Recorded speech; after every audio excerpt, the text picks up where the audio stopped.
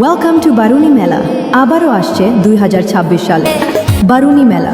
এই মেলা পঞ্চগড় জেলার বোয়ালমারী শিব মন্দিরে হয়। এবার চৈত্র মাসে 2 তারিখে হচ্ছে। এবার বারুনি মেলা থাকছেন 15 দিন ব্যাপী। এই মেলা নদীর তীরে অবস্থিত।